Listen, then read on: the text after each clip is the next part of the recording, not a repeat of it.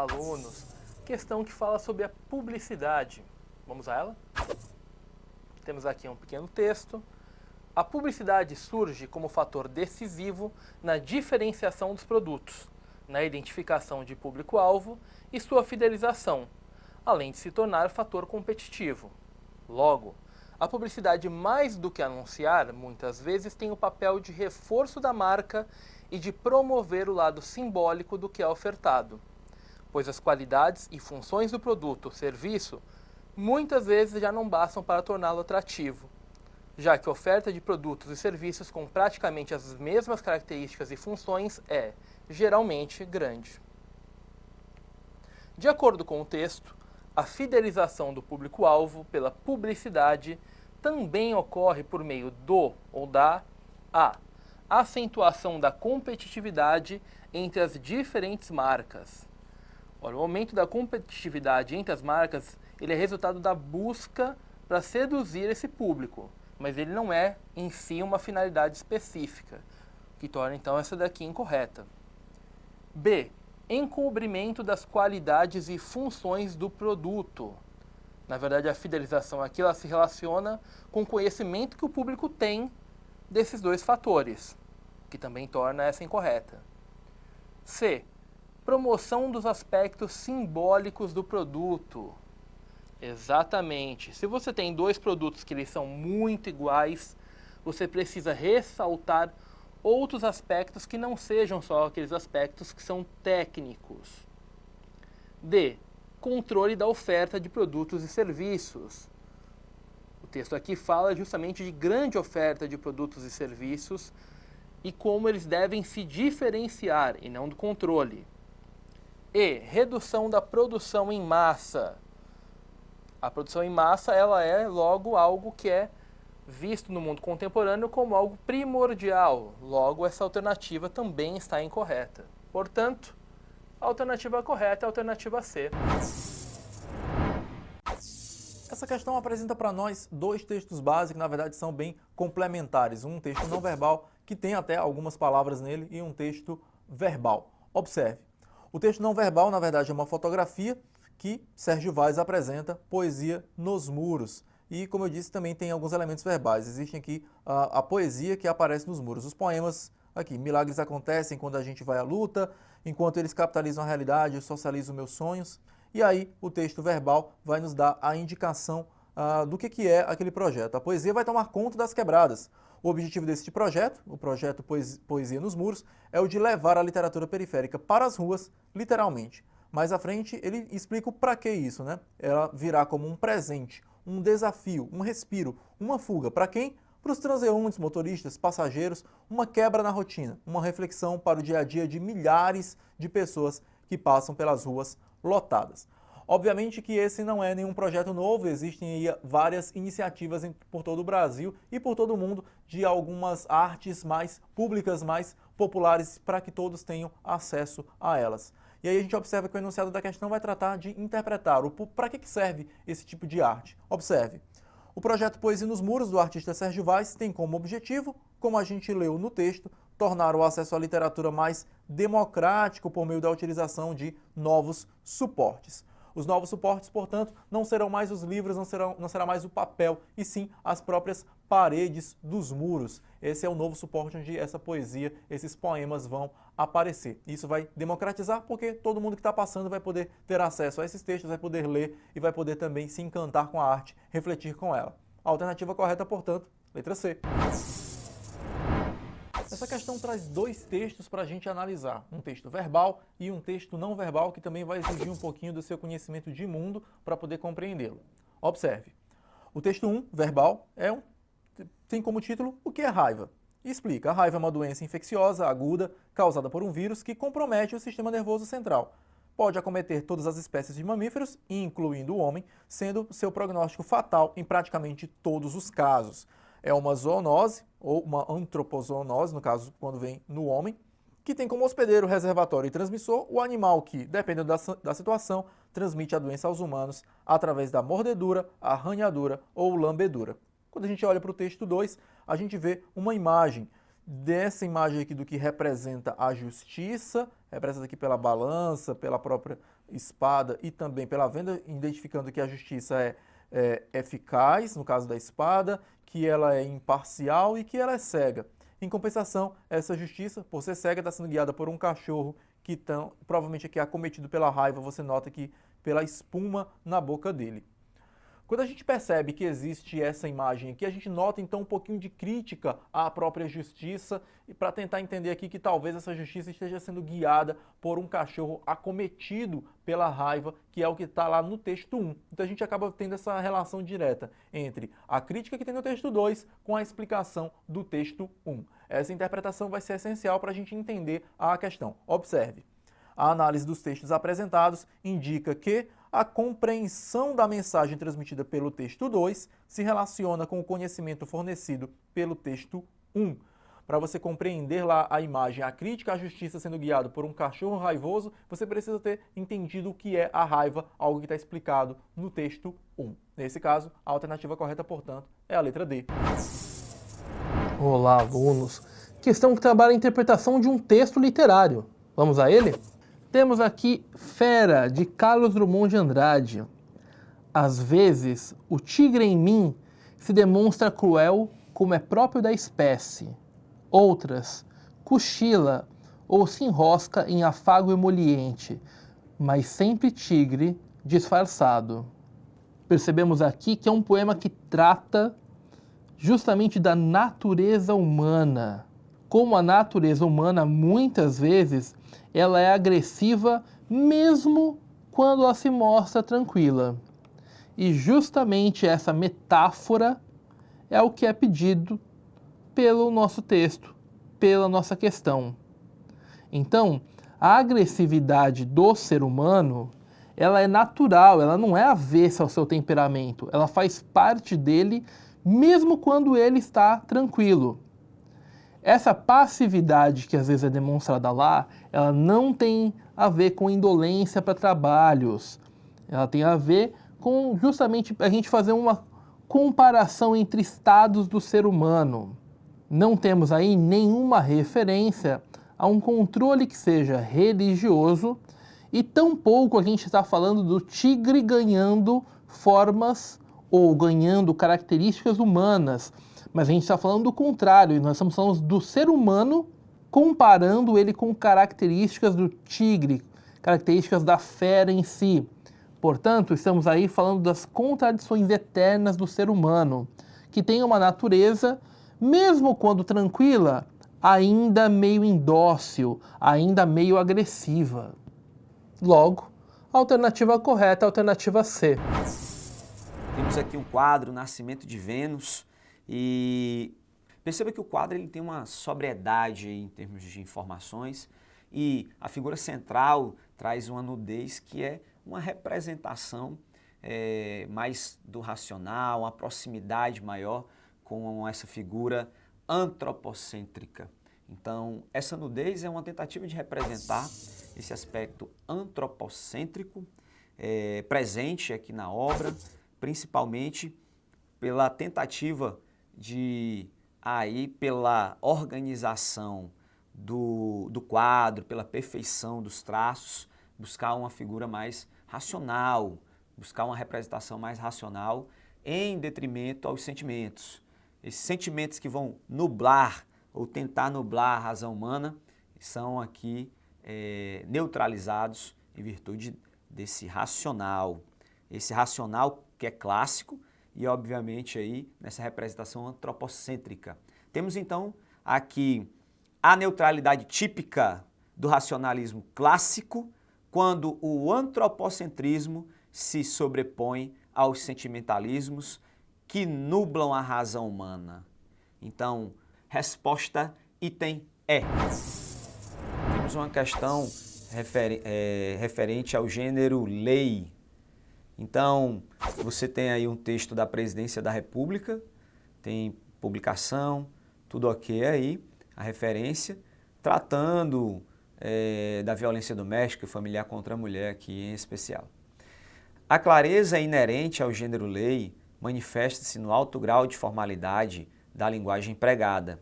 Essas características são expressas na estruturação do texto por meio de Então entenda que por se tratar de lei, a linguagem ela deve ser clara, deve ser uma linguagem denotativa, expressando justamente essa objetividade. Deve ser uma linguagem direta. O caso contrário, teríamos algumas interpretações diferentes acerca dessa lei. Então, a lei tem que ser é um gênero que deve trazer uma característica de muita objetividade e de muita clareza. Entre as opções temos então, essas características são expressas na estruturação do texto, no caso lei, por meio de vocábulos empregados com valor denotativo, expressando justamente essa clareza e essa objetividade. Portanto, resposta item B. Temos aqui o texto O Casamento, de Adélia Prado. Há mulheres que dizem, meu marido se quer pescar, pesque, mas que limpe os peixes, eu não. A qualquer hora da noite me levanto, ajuda a escamar, abrir, retalhar e salgar. É tão bom só a gente sozinhos na cozinha.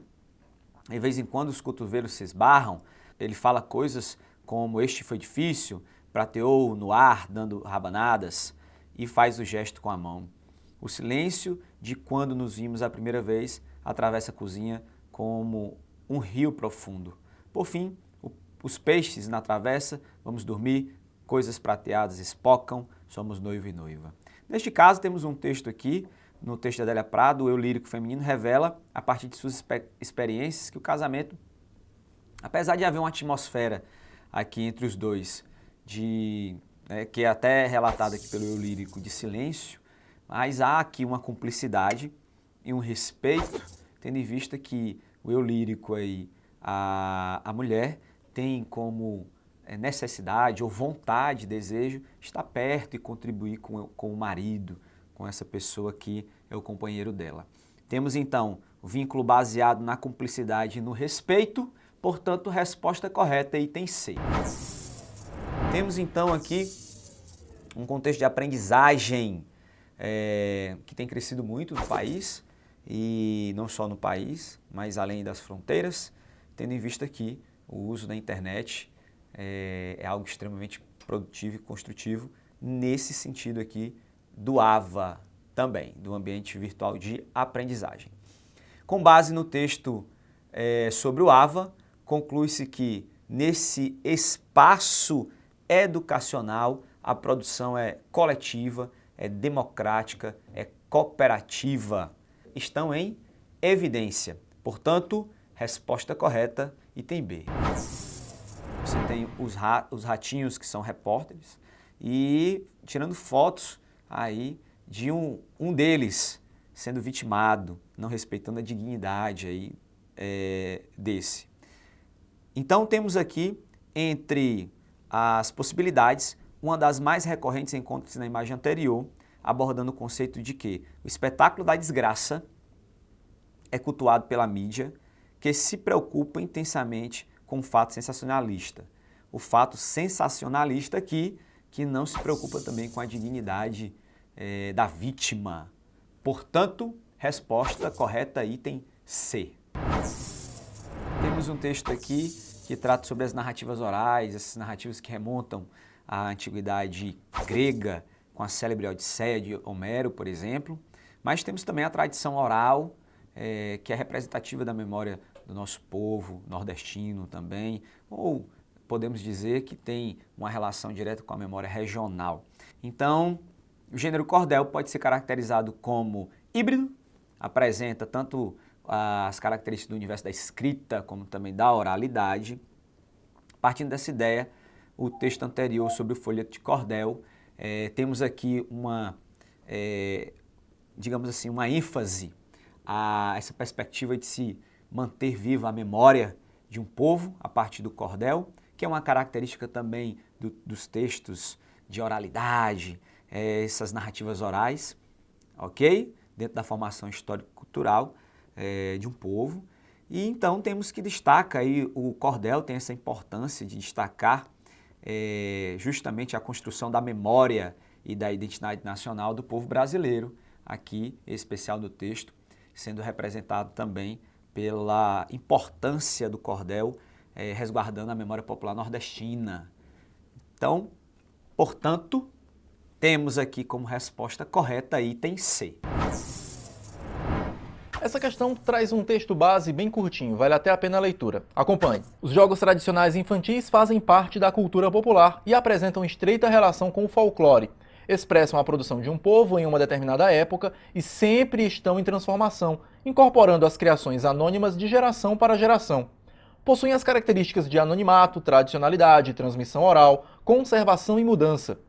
Como os jogos tradicionais são transmitidos pela oralidade, cria-se uma dificuldade em rastrear a origem de muitos deles. Seus conteúdos provêm dos tempos passados, de mitos, práticas religiosas e culturais. Essa é uma citação e, inclusive, você consegue identificar ali por conta não só da autoria, mas também do ano em que ele é expresso. E a questão, na verdade, é como se fosse de interpretação de texto. Na verdade, ela é de interpretação de texto, porque você precisa identificar quais são as informações que estão nesse texto para poder entender o que ela está querendo saber. Observe o enunciado. Ele diz, de acordo com o texto, os jogos tradicionais infantis. E aí vai muito do seu conhecimento, não somente a respeito dos jogos tradicionais, mas também a respeito do que você entendeu desse texto. Quando a gente tenta entender o texto, a gente percebe que os jogos tradicionais infantis, eles acabam fugindo um pouco da realidade cotidiana, justamente porque eles são muito ali da oralidade. As pessoas acabam transmitindo esses jogos oralmente de um para outro, sem haver o registro, e pela impossibilidade do registro, a gente acaba fugindo um pouco dessa materialidade. A alternativa correta vai tratar justamente sobre isso, quando ela fala o seguinte: revelam reconstruções da realidade que subvertem a lógica do real cartesiano. Ou seja, não existe a lógica do real cartesiano, justamente porque essa lógica foi subvertida por conta da própria oralidade. A alternativa correta, portanto, é a letra D. O Desaparecido, o texto de Rubem Braga. Temos, considerando a natureza e a função do gênero textual crônica, o texto de Rubem Braga. Então temos aqui a crônica. A crônica é um texto cotidiano, trata de assuntos simples, corriqueiros. E ao mesmo tempo, no caso aqui do texto Desaparecido, temos um texto em prosa, mas com toda uma linguagem que leva também a esse poético. Quando ele diz, tarde fria e então me sinto um daqueles velhos poetas de antigamente que sentiam frio na alma quando a tarde estava fria. Temos expressões como, que vontade de escrever bobagens bem meigas. Então temos, apesar de ser um texto em prosa, a crônica pode manter essa poeticidade, né, essa leitura prazerosa em torno desses conceitos ou dessas relações cotidianescas. Sugere que o cronista escreve sobre situações vivenciadas. No entanto, pode tratá-las de forma poética, mesmo se tratando de um texto em prosa, um texto de jornal, um texto produzido para jornais. Temos isso, uma característica importantíssima da crônica, portanto, resposta correta, item D. Essa questão traz o texto, a letra de uma canção, mas essa letra da canção acaba conversando com outro gênero. E vai ser fácil até para você identificar que outro gênero é esse. Vamos observar. A canção se chama Meu Caro Amigo, e ela já começa justamente isso, chamando ali, invocando esse meu caro amigo, dizendo: me perdoe, por favor, se eu não lhe faço uma visita. Mas como agora apareceu um portador, mando notícias nessa fita. O portador, no caso aqui, é alguém que vai levar essa notícia aqui, essas notícias do enunciador. Quando a gente continua no texto, a gente vê novamente que ele faz essa saudação: meu caro amigo, não pretendo provocar nem atiçar as suas saudades, o que denota aqui certo distanciamento. Aí aqui no final, ele diz assim, que a Marieta manda um beijo para os seus, um beijo na família, e aí a todo o pessoal, adeus. Você nota então que existe um texto escrito de uma pessoa para outra pessoa, dando notícias e com uma saudação inicial, ali depois uma saudação final, para poder explicar e contar algumas coisas que estavam acontecendo com esse enunciador. Na verdade, essa parece ser mais uma conversa por meio escrito de uma pessoa para outra. Ali foi endereçado para outra pessoa. É fácil de identificar qual gênero a gente está falando, mas vamos observar a questão para a gente saber o que ela está pedindo. Composta por Francis Raime e Chico Buarque em 1976, a canção Meu Caro Amigo possui características que a fazem flertar com o gênero textual, e a gente tem a resposta bem aqui, o gênero textual carta, com a estrutura do texto formada por saudação, mensagem e despedida. A carta provavelmente é um dos gêneros que é mais conhecido do grande público, e quando a gente enxerga essas características básicas da carta em uma canção, você nota aí essa possibilidade que os gêneros têm de conversar um com o outro. No caso dessa questão, então, a resposta correta é a letra C. Olá, alunos! Questão sobre recursos linguísticos. Vamos ao texto? Escrito em 1968, Pedagogia do Oprimido foi proibido pela ditadura militar e permaneceu inédito no Brasil até 1974. Neste livro revolucionário, Paulo Freire esmiuça as relações opressoras de nossa estrutura social e indica diversas possibilidades de mudança. Pedagógica e socialmente engajado, este é um trabalho imprescindível, referência não só na história da educação, mas principalmente na história cultural de nosso país. O trecho apresentado é a sinopse do livro Pedagogia do Oprimido, de Paulo Freire. Nele, sobretudo por meio de recursos linguísticos como qualificadores, evidencia-se um propósito comunicativo desse gênero textual, que é a. Promover o livro para despertar o interesse do leitor. Pois bem, se temos uma sinopse, essa sinopse deve trazer o leitor para a obra, deve instigar a sua vontade de ler o livro. Portanto, essa alternativa é a alternativa correta. B. Resumir objetivamente o livro sem atribuir juízo de valor. Ora, se temos aí uma sinopse, ela precisa chamar a atenção do leitor.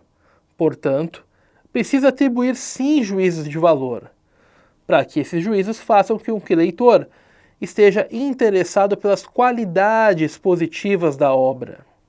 C. Apresentar informações credenciais sobre o autor da obra.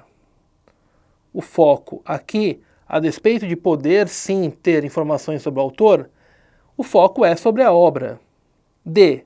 Introduzir o livro revelando pontos positivos e limitações deste.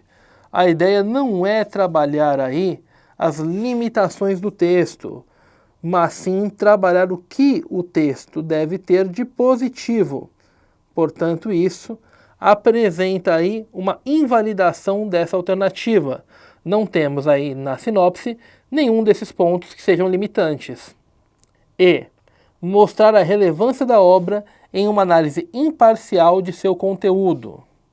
A análise aqui no sentido não é imparcial, mas sim ela trabalha com aspectos da obra que mostram a sua relevância. Portanto, essa alternativa acaba se qualificando como incorreta. Logo, a alternativa correta é a alternativa A. Olá, alunos! Questão que trabalha com a leitura de uma obra de arte. Vamos a ela? Temos aqui Futebol 1, Spray sobre tela, de José Roberto Aguilar. Temos aí jogadores de futebol e percebemos que existe aí uma mancha branca de spray no rosto de cada um deles. Na obra Futebol 1, de José Roberto Aguilar, identifica-se que o ou a elemento visual traduz subjetividades, embora dificulte o processo de comunicação entre a obra e o observador. Ora, quando as manchas elas vêm aí e interferem no rosto dos jogadores, o que na verdade elas estão fazendo não é traduzir subjetividade, mas sim eliminar subjetividades. Todos os jogadores ficam como se fossem os mesmos. B. Abstrato predomina sobre o figurativo, pois as formas apresentadas não possuem correspondência no mundo real.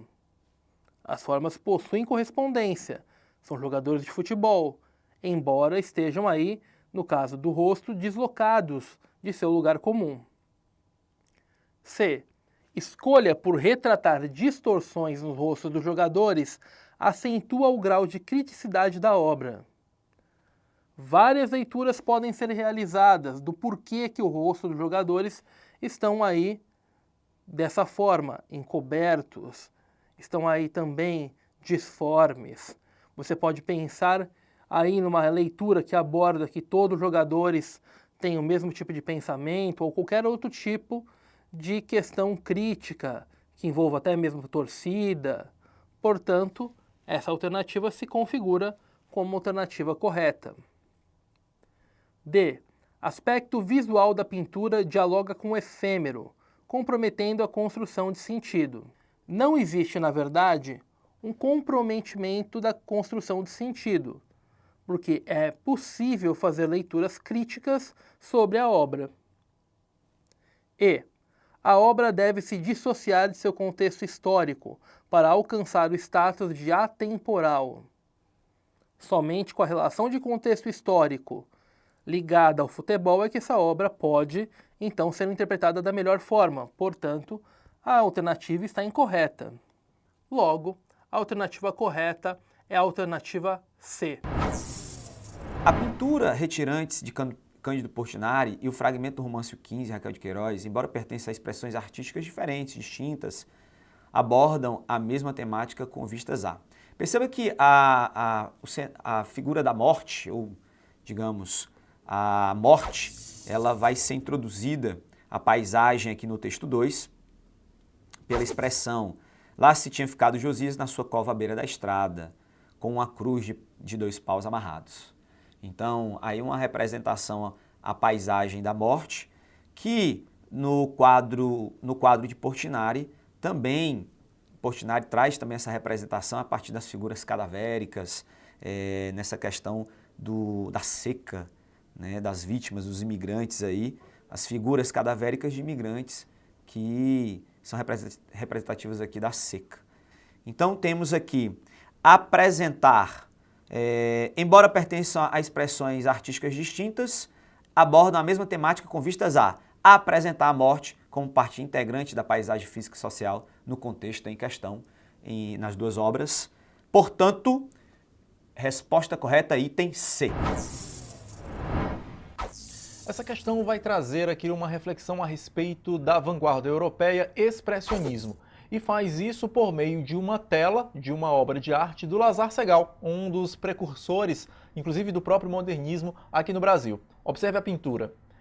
Você percebe aqui, na verdade, o título da obra é Mãe Morta, uma obra de óleo e areia sobre tela, e aí você percebe aqui, pelo título, você já deduz então que essa figura, provavelmente da mãe aqui, já está morta, e a criança aqui por cima lamentando a morte da mãe.